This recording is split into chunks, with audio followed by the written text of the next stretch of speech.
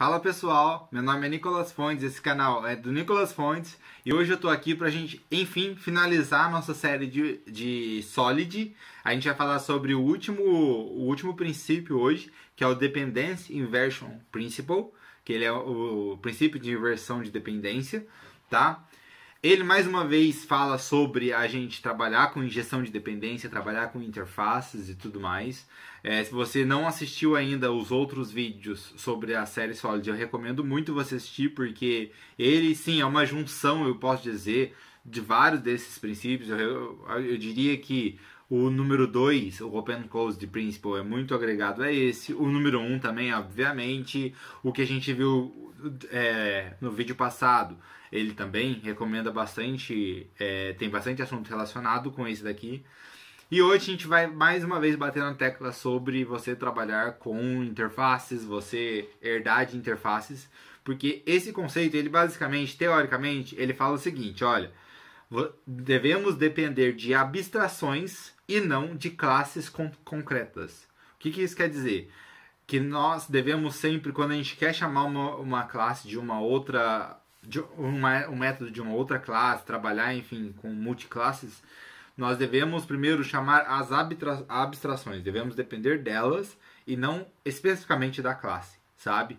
Isso faz com que, no exemplo que eu vou mostrar para vocês, nós utilizamos a interface para ela ter os contratos, de modo com que ela gerencie, faça esse meio de campo, sabe? Entre a classe cliente e a classe que está realmente executando o serviço, tá? E aí, depois desse princípio ser criado, o Uncle Bob, né, o tio Bob, ele falou mais dois detalhes sobre essa classe que eu gostaria de ler, porque ajuda muito a gente a entender isso, que é os módulos de alto nível, que seriam os módulos de cliente, eles não devem depender dos módulos de baixo nível. Eles nunca podem ir direto lá para o módulo e eles depender desses módulos. Pelo contrário, os módulos de baixo nível, eles sim devem depender do módulo de alto nível. E as abstrações não devem depender de detalhes, e sim os detalhes devem depender das abstrações. Por quê? Porque as abstrações elas são muito mais difíceis de ser modificadas. Isso se torna o nosso código um pouco mais seguro para que não ocorra bugs, sei lá, passou um tempo, a gente precisou fazer alguns tipos de modificações. Se a gente estiver utilizando, estiver dependendo de classes abstratas, de classes concretas, o nosso código tende a ter uma possibilidade maior de ter um bug, de aparecer alguma coisa de acordo com a modificação que a gente executa.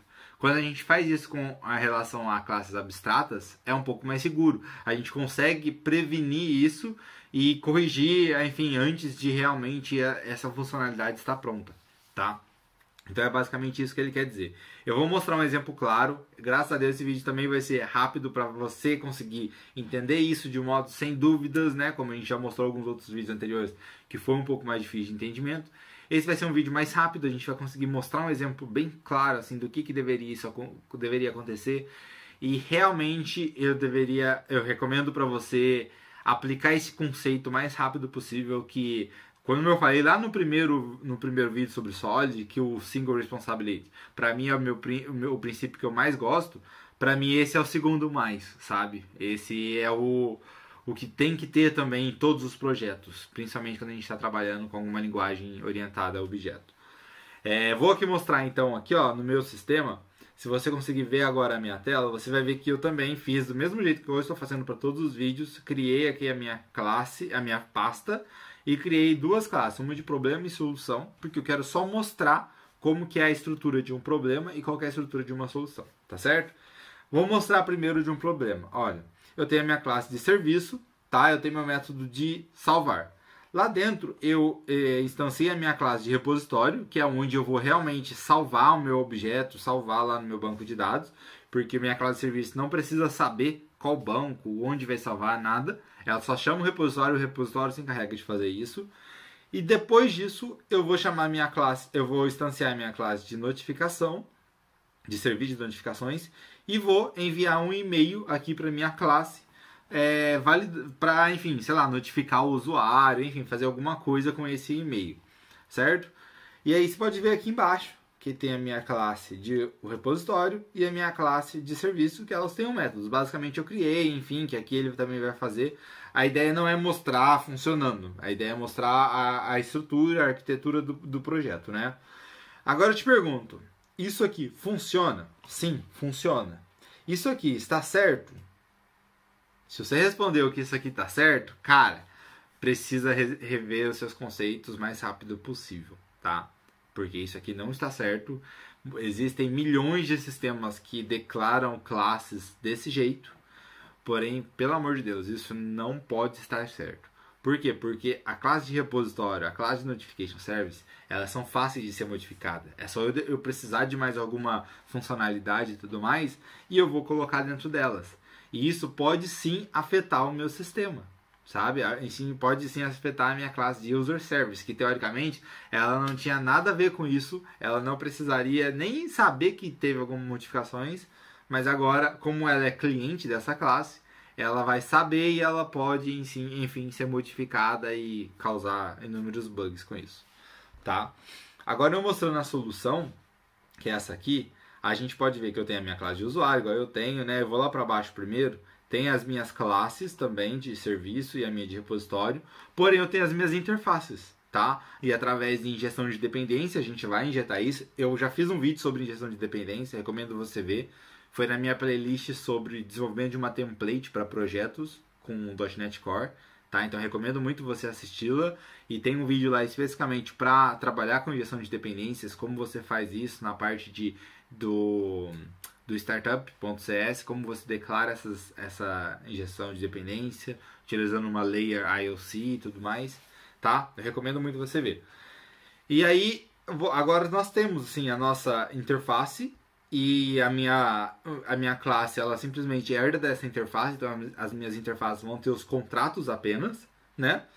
E aí na minha classe de serviço, perceba o que eu faço. Eu crio lá em cima, fora dos meus métodos, a minha variável da interface, que eu posso comunicar ou não. Eu tenho o meu construtor, onde eu injeto a dependência, né? Injeto todos os contratos ali na minha classe, crio e realmente dou os valores, né, para minha variável que eu criei em cima. E dentro do meu método save, eu só comunico com a minha interface, sabe? Olha, eu por exemplo, nesse exemplo, eu chamo a minha interface a user repository.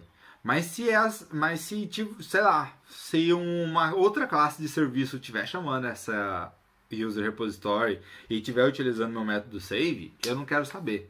E minha comunicação, eu como user service, a minha comunicação é com a user repository. A partir dali, se o bug estiver acontecendo porque a user repository está sendo utilizada por algum momento errado, não vai me afetar, entendeu? A minha classe de user service vai continuar funcionando do mesmo jeito. Então é isso que ele quer dizer. Uma interface ela é muito mais difícil de ser modificada. E se ela for modificada, sim, isso aqui vai ser impactado e você vai conseguir arrumar isso antes mesmo de mandar para produção. Entendeu? Diferentemente do momento que você estiver utilizando uma classe concreta. Então era isso que eu queria mostrar. Essa diferença de modo de implementação. Eu vou continuar sempre batendo na tecla da gente utilizar, sim, interfaces para trabalhar com contratos, tá? Não ficar declarando um objeto dentro do outro. Isso não é seguro, isso não é certo de se fazer, tá? Espero que vocês tenham entendido esse conceito. Se não entendeu, deixa um comentário. Se entendeu, deixa também falando o quanto gosta, o quanto não. Se já utiliza, se não, porque eu sei que muita gente não utiliza. Se inscreve no canal se não for inscrito, porque nós temos bastante vídeos sobre dicas de programação, dicas de carreira como desenvolvedor. Espero que você tenha gostado muito desse vídeo. E no próximo vídeo nós vamos começar a voltar a dar algumas outras dicas de desenvolvimento com .NET Core, tá? Eu tento utilizar mais .NET Core ultimamente. E, enfim, nos vemos no próximo vídeo. Forte abraço!